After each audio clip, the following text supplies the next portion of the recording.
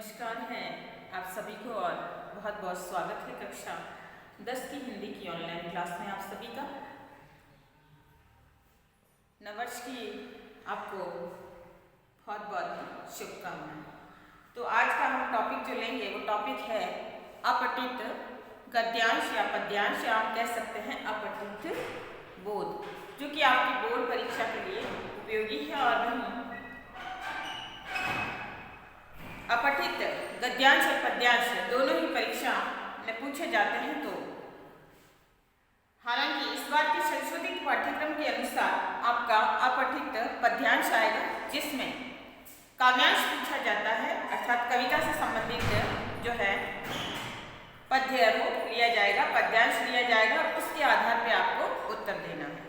लेकिन गद्य और पद्य को हमको किस प्रकार से करना चाहिए, गद्यांश और पद्यांश को हमें कैसे करना चाहिए, कैसे उत्तर खोजना चाहिए और किस प्रकार से उसको समझना चाहिए, उस बारे में आज हम थोड़ा सा जानेंगे, थोड़ी सी चर्चा करेंगे कि कैसे हम गद्यांश और पद्यांश के सटीक उत्तर ढूंढ सकते हैं और सटीक रूप से हम प्रश्नों के उत्तर लिख सकते हैं। तो उसी को जानने के लिए हम कैसे गद्यांश और पद्यांश को समझेंगे या अपठित बोध को समझेंगे, या अपठित बोध क्या है उसको हम आज इस टॉपिक के माध्यम से जानेंगे। तो देखिए टॉपिक पे आते हैं कि अपठित का अर्थ क्या होता है। अपठित, अगर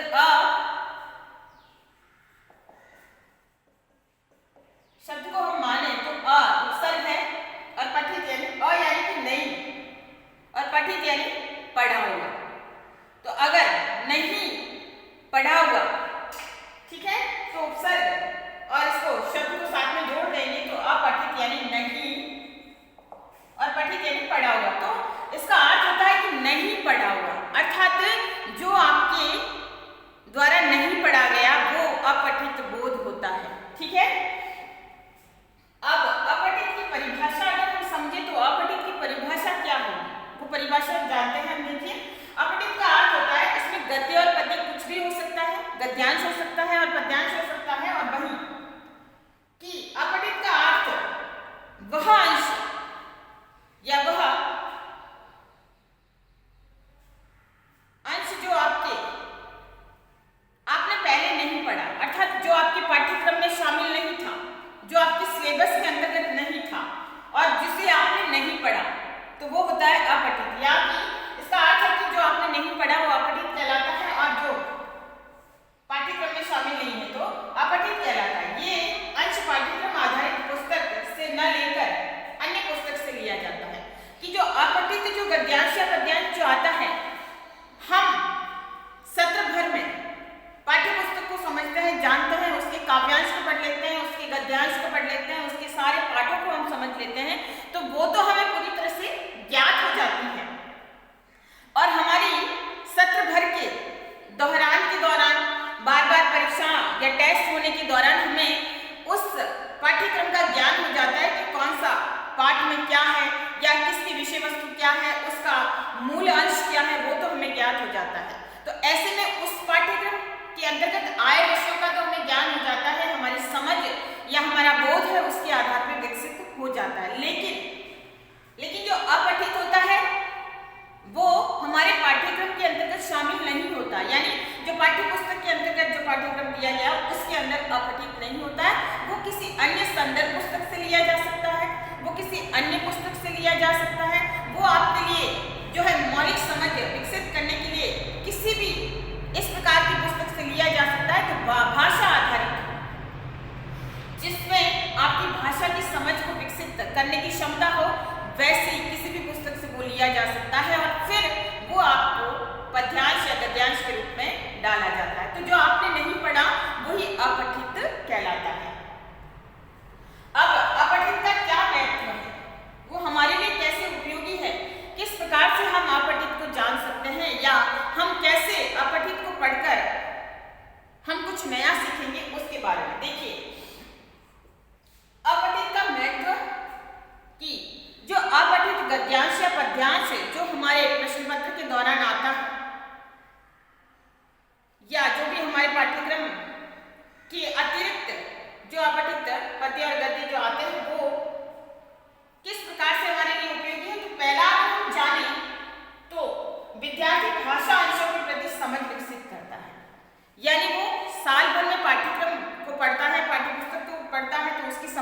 बारे में विकसित हो चुकी होती है, उसके समझ में आ जाता है कि किस प्रकार से उसके उत्तर समझने हैं या किस प्रकार से उनके बारे में उत्तर उसको देना है, क्योंकि वो सत्र भर समझता है।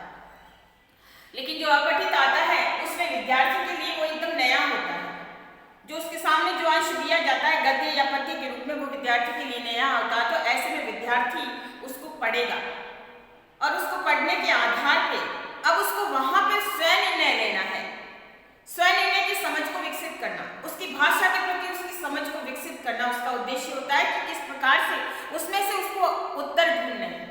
और उत्तर ढूंढने पर वो अपनी सोच को उसमें लागू करेगा, अपनी समझ को विकसित करेगा और उसके बाद वो उस समझ को विकसित करने के आधार पर वो उनका उत्तर है वो ढूंढ सकता है। तो इसका पहला जो महत्व है कि ये विद्यार्थी की समझ या सोच को विकसित करता है, उसके अंदर बुद्धि को जगाता है। दूसरा अगर इसका पॉइंट देखें तो नए नए शब्दों का ज्ञान होता है। जो भाषागत पुस्तक के अंतर्गत जो पाठ्यक्रम की जो पुस्तक होती है उसमें तो वो उसे शब्दों का लगभग ज्ञान हो जाता है क्योंकि वो सत्र भर पढ़ता है। लेकिन जो नवीन अवतरण जो आता है, जो नवीन गद्यांश या पद्यांश आता है, वो अचानक से उसके सामने आता है, अचानक से उसके पाठ्यक्रम के अतिरिक्त उसको प्रश्न पत्र के अंदर दिया जाता है। तो ऐसे में जो शब्द उसने पाठ्यक्रम के दौरान, जो सिलेबस के दौरान जो उसने नहीं पढ़े, उन शब्दों को वो इस अवतरण में समझ सकता है, पढ़ सकता है। तो नए शब्दों का ज्ञान उसे होता है इन अपठित गद्य या पद्यों के माध्यम से। फिर तीसरा है कि मौलिक लेखन की क्षमता का विकसित होना, यानी छात्र जो उस अपठित गद्य या पद्य को पढ़ता है, उस अपठित अवतरण को वो पढ़ता है, तो उस अवतरण को पढ़ने के दौरान उसे ये समझ आता है कि किस प्रकार से उनके उत्तर उनको देने हैं। तो वो एक मौलिक समझ उसकी विकसित होती है कि वो कैसे उत्तर देगा, किस प्रकार से उसको उसका लेखन करना है, उसके बारे में जो पूछा जा रहा है तो उसके अंदर लेखन की क्षमता, यानी वो अपने मन से समझ के आधार पे उस अवतरण को जो उसने समझा उस समझ के आधार पे वो अपने उत्तर देने की कोशिश करता है। तो छात्र की या छात्रा की जो मौलिक समझ है वो इसके आधार पर विकसित होती है। तो इस अपठित अवतरण या अपठित बोध का देने का अर्थ भी यही है कि विद्यार्थी अपनी समझ को विकसित करे, अपनी सोच को विकसित करे, नए नए ज्ञान के आधार पर नए नए शब्दों को समझे और लेखन की कला की क्षमता का उसके अंदर विकास हो। फिर अपठित बोध में किस प्रकार से प्रश्न पूछे जाते हैं, किस प्रकार के प्रश्न उसमें आते हैं प्रश्न पत्र के दौरान, तो वो भी हम जान लेते हैं। तो देखिए अपठित जो बोध होते हैं तो उसमें 3 प्रकार के प्रश्न पूछे जाते हैं। पहला, इसमें प्रश्नों के उत्तर जो होते हैं मूल अवतरण में ही विद्यमान होते हैं, अर्थात कि जो अपठित अवतरण दिया जाता है, अपठित गद्य या पद्य दिया जाता है, गद्यांश या पद्यांश जो होता है उसमें जो प्रश्नों के उत्तर जो आपको खोजने होते हैं वो उसी के अंदर मौजूद होते हैं, उसी अवतरण के अंदर मौजूद होते हैं। तो विद्यार्थी अपनी समझ के आधार पर उन प्रश्नों को वो उत्तर उसी में से ढूंढेगा और प्रश्न के क्रम में जैसे प्रश्न आते हैं 4 या 5, पहला शीर्षक पर आधारित होता है, फिर अन्य कुछ और होता है, फिर तीसरा, चौथा, इस प्रकार से प्रश्न होते हैं। तो ऐसे में आप अगर प्रश्न पत्र के अंदर उन अवतरणों को उत्तर ढूंढते हैं या उन गद्यांश या पद्यांश के उत्तर ढूंढते हैं तो आप भी क्रम के अनुसार ही ढूंढें, ताकि जांच के दौरान भी जो है कह सकते हैं कि किसी प्रकार का कोई परेशानी न होती है और वहीं आपके लिए भी आसानी होती है कि फटाक से हम दोबारा से अगर चेक करते हैं, जानते हैं तो उन उत्तरों उनको क्रम में हम जमा के देख सकते हैं। तो प्रश्नों के जो उत्तर होते हैं वो उसी अवतरण के अंदर विद्यमान होते हैं। हमको अपनी समझ के आधार पर उनके प्रश्नों के उत्तर को ढूंढना है और उत्तर लिखना है। फिर दूसरा है कि मूल अवतरण के शब्दों का प्रयोग करें, लेकिन भाषा शैली स्वयं की होनी चाहिए। विद्यार्थी अपनी समझ को विकसित करता है तो विद्यार्थी को समझ में तो आ जाता है कि इस गद्य या इस पद्य के अंदर क्या दिया गया है, गद्यांश या पद्यांश इस अंश के अंदर क्या दिया गया है। तो इस आधार पे उसे अपनी समझ के आधार पे ये बोध तो हो जाता है कि उत्तर उसके अंदर शामिल है। तो ऐसे में जब वो उत्तर देगा या आपको उत्तर देते समय ये ध्यान रखना है कि आप जब अपना उत्तर दें तो आप जो चीज आई है, जो उत्तर आया है, वो आप उसका वही उत्तर लिखें और साथ में आप उन शब्दों का प्रयोग तो करें, लेकिन अपनी मौलिक लेखन के आधार पर उसका उत्तर दें। यानी आपकी समझ में कितना आया, उसी आधार पर आप अपनी भाषा में उत्तर देने की कोशिश करें। फिर है प्रश्नों के उत्तर संक्षिप्त, प्रकरण के अनुकूल और स्पष्ट, सरल और जो भाषा है उसमें देनी चाहिए। देखिए, जो अवतरण आता है गद्यांश या पद्यांश, उसमें प्रश्नों के उत्तर जो है जितना पूछा जाए उतना ही उत्तर हमें देना होता है। अनर्गल न लिखें, फालतू की बातें न लिखें, किसी प्रकार का कोई एग्जाम्पल या उदाहरण न दें, अपने मन से शब्दों को न डालें, बल्कि जो पूछा गया है उसका उत्तर उसी अवतरण के अंतर्गत होता है। तो ऐसे में उस अवतरण को समझें और फिर हम अपनी भाषा में अपना उत्तर है वो दे सकते हैं। भाषा हमारी सरल होनी चाहिए, सटीक होनी चाहिए, ज्ञानवर्धक होनी चाहिए और अच्छे शब्दों का प्रयोग है हम उसमें करें। और जो है स्पष्ट और प्रकरण जो दिया गया है, जो अवतरण गद्यांश या पद्यांश जो दिया गया है, उसी के अनुरूप भाषा या उसी प्रकरण के अनुरूप है हमें उत्तर देना चाहिए। अनर्गल वार्तालाप उसके अंदर नहीं आना चाहिए। तो ये तो था कि हमें विषय वस्तु का बोध है वो किस प्रकार से जानना चाहिए। तो अपठित बोध में ये हमने जाना। अब दूसरा जानते हैं अपठित गद्यांश और पद्यांश में हमें मूल रूप से किन बातों का ध्यान रखना चाहिए, शीर्षक चुनते हुए हमें किस बातों का ध्यान रखना चाहिए, वो हम ध्यान देंगे कि हम शीर्षक का चुनाव है अपठित बोध में कैसे करें, या अपठित अवतरण जो आता है उसमें हम शीर्षक कैसे चुने। तो शीर्षक का चुनाव करते हुए हमें निम्नलिखित बातों का ध्यान रखना चाहिए। तो पहला है जो शीर्षक होता है, जो अवतरण जो दिया जाता है उसमें हमें शीर्षक लेते समय अवतरण जो होता है उसमें से शीर्षक ढूंढना है और शीर्षक बिल्कुल छोटा और आकर्षक होना चाहिए, लघु होना चाहिए। यूनी की शीर्षक पूरी पूरी पंक्ति में लिख दे, बल्कि शीर्षक जिससे संबंधित जो अवतरण दिया जा रहा है उसी में से ढूंढ के बहुत छोटा सा और सुंदर और आकर्षक है वो शीर्षक हमें लेना चाहिए। फिर शीर्षक जो होता है वो अवतरण में आए हुए मूल तथ्यों पर आधारित होना चाहिए। शीर्षक हम अनर्गल न लें, इधर उधर का न लें, लेकिन जो हमने अवतरण को पढ़ा है, गद्यांश या पद्यांश जो हमने पढ़ा है, उसमें बार बार हमें ये समझने का प्रयास करना चाहिए कि किस बात पे जोर दिया जा रहा है, किस बात को बार बार जो है स्थापित किया जा रहा है, बार बार हमें बताया जा रहा है कि किस। तो ऐसे में जो मूल तथ्य क्या है, गद्यांश या पद्यांश में मूल क्या है, उस मूल तथ्य को समझने के प्रयास के आधार पर हमें शीर्षक का चुनाव है वो करना चाहिए।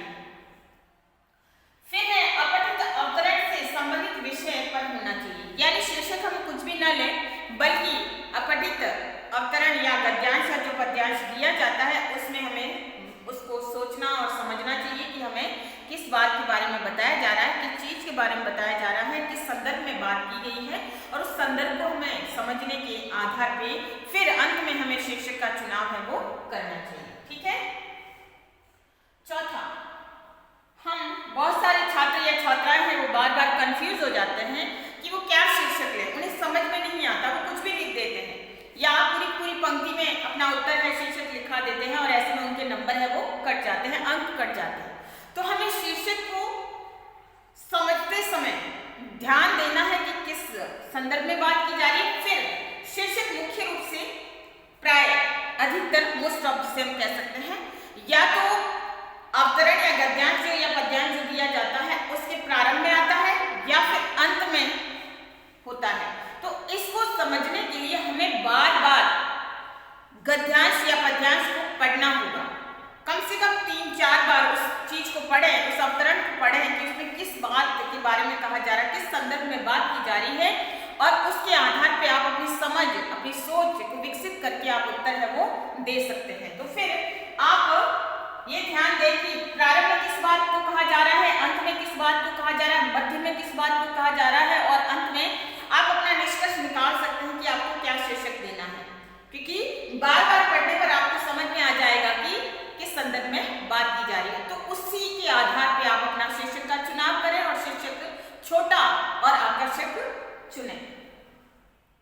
फिर भौतिक संरचना, यानी जो हम उत्तर देंगे, जो हम लिखेंगे लिखित रूप में, तो हमारा लेखन का चुनाव कैसा होना चाहिए। देखिए, जो कुछ प्रश्नों के उत्तर तो उसी के अंतर्गत होते हैं जो हमें आते हैं, यहाँ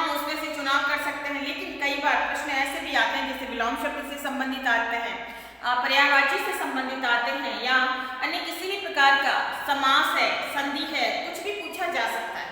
तो एक या दो प्रश्न ऐसे होते हैं जो व्याकरणीय ज्ञान पर आधारित होते हैं। तो ऐसे में हमें व्याकरण का ज्ञान होना बहुत जरूरी है कि जब हम इन अवतरणों को पढ़ें, काव्यांश या पद्यांश जो भी आते हैं उसमें हमें व्याकरणीय ज्ञान का होना आवश्यक है, तभी हम उनका उत्तर है वो दे पाएंगे। क्योंकि सारे उत्तर उस जो है अवतरण में शामिल हो ऐसा नहीं है, क्योंकि कई बार जो शब्द उसके अंदर शामिल होता है लेकिन हमें पर्यायवाची पूछ लिया जाता है, हमें संधि विच्छेद का पूछ लिया जाता है, हमें समास के बारे में पूछ लिया जाता है। तो ऐसे में हमें व्याकरण आधारित ज्ञान का होना जरूरी है। तो हमें व्याकरण का ज्ञान है वो विकसित करना चाहिए। फिर इसके लिए कि हम बार बार गद्यांश या पद्यांश को समझें और इसके साथ समझने के आधार पे अंत में हम ये जाने कि इसका मर्म क्या है, इसमें मूल क्या है, इसमें किस बात पर जो है किस संदर्भ में बात की जा रही है। तो वो हम तभी समझ पाएंगे जब हमें उसे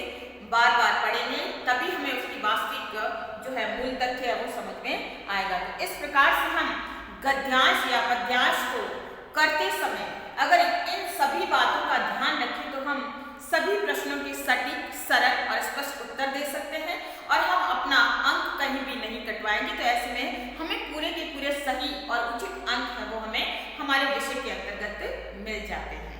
ठीक है, तो ये था आज का हमारा जो है टॉपिक और आशा करती हूँ आपको समझ में आएगा या समझ में आया होगा।